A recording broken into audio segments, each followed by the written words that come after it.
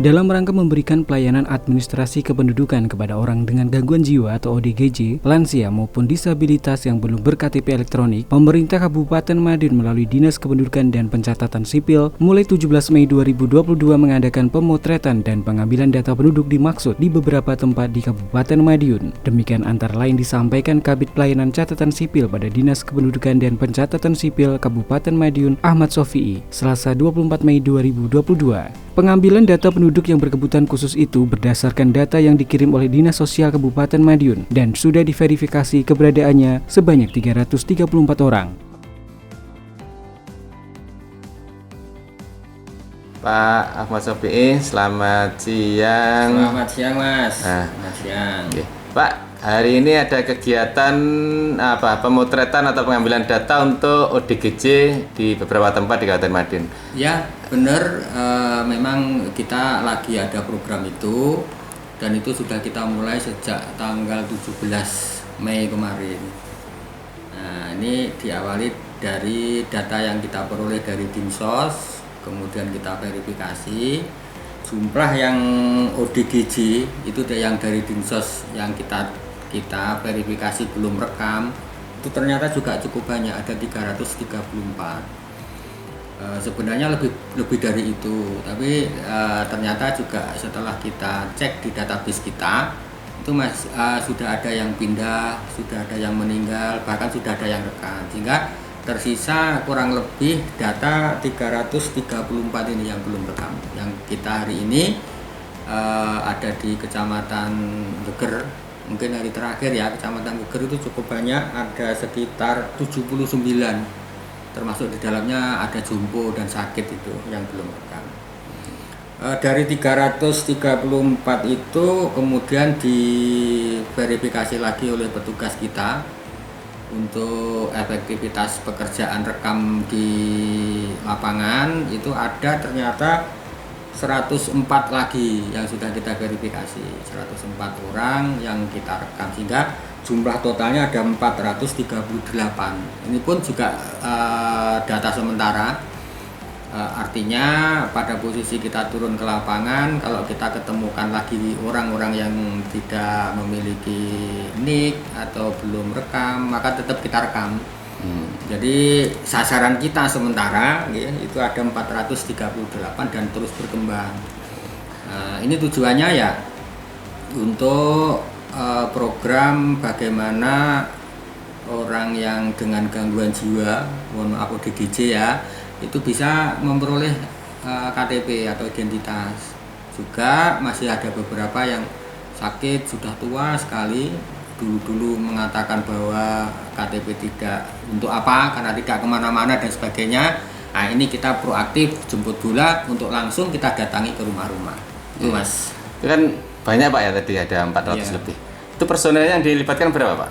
Kita sebenarnya ada 2 tim, sementara yang kita miliki itu terutama iris mata itu hanya 1, sehingga perlu tambahan 1 yang saat ini masih kita datangkan dari Surabaya.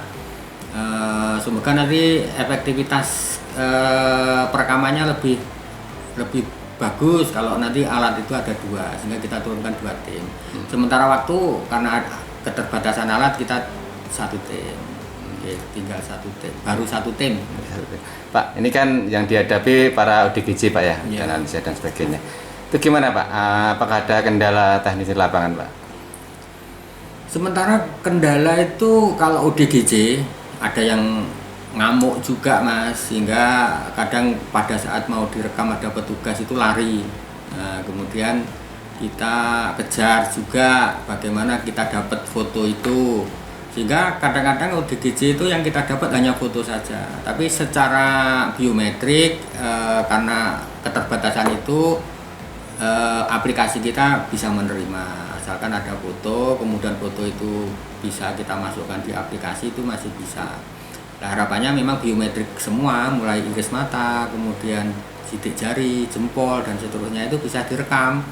Tapi mengingat ODGJ yang kadang-kadang bawa sabit juga pada saat kita datang ke lapangan itu, oleh karena itu ya sedapat mungkin mereka kita kita rekam, minimal foto dan sidik jari.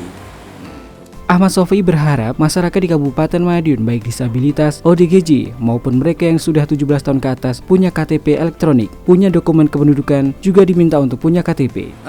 Waktu kita sekitar 2 bulan ini Mas ya, dari 17 Mei 2022 itu sudah kita lakukan. Sebenarnya persiapannya sudah beberapa bulan yang lalu, karena kan harus verifikasi dengan teman-teman petugas registrasi desa sama petugas Dinsos itu sampai tanggal 12 Juli 2022 nanti.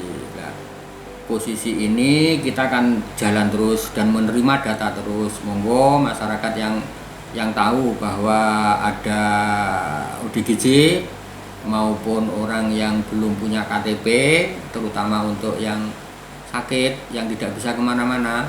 Karena kalau tidak bisa kemana-mana itu kalau harus dibawa ke kecamatan atau ke dinas kan butuh biaya, dan kadang-kadang orang tidak mau. Kita akan datangi ke rumah. Pada kesempatan ini monggo masyarakat, mumpung kita punya jadwal turun ke lapangan, laporkan. Barangkali nanti belum masuk ke data yang 438 ini. Ya, nanti akan kita tambahkan dan akan kita cek dulu. Karena kadang-kadang dilaporkan ternyata sudah rekam KTP, sehingga tidak perlu merekam lagi, malah menjadi duplikat nanti. Nah, nanti setelah kita cek ternyata belum, lah baru kita datangi. Kita cek ternyata juga NIK itu sudah tidak aktif, lah perlu kita aktifkan lagi.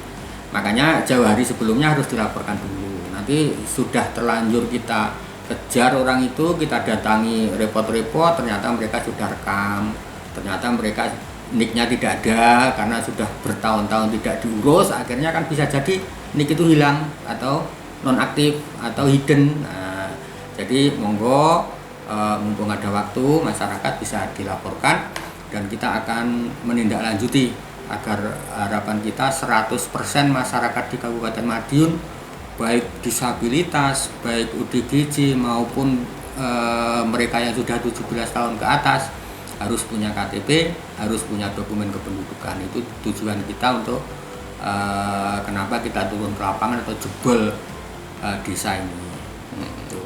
Istilahnya jebol desa Pak ya? Ya, kita jebol desa. Jadi kita turun ke desa-desa, turun ke rumah-rumah. Kita tidak mengumpulkan orang di suatu tempat karena sudah lewat yang seperti itu. Kita tinggal satu persatu orang yang belum punya KTP akan kita datangi. Tentunya yang sehat-sehat yang enggak ya. Yang sehat-sehat kita beri fasilitas di kecamatan, bisa rekam di dinas. Nah, itu. Tapi ini khusus yang sudah tidak bisa kemana-mana karena sakit, karena ODGJ, karena disabilitas, maka kita datang langsung ke rumah dengan program jebol desa ini. Oke, terima kasih Pak informasinya untuk berbagi dengan masyarakat Kabupaten Madiun. Oke, sama-sama, dan saya ucapkan terima kasih ke Dinas Sosial serta teman-teman saya, petugas registrasi desa.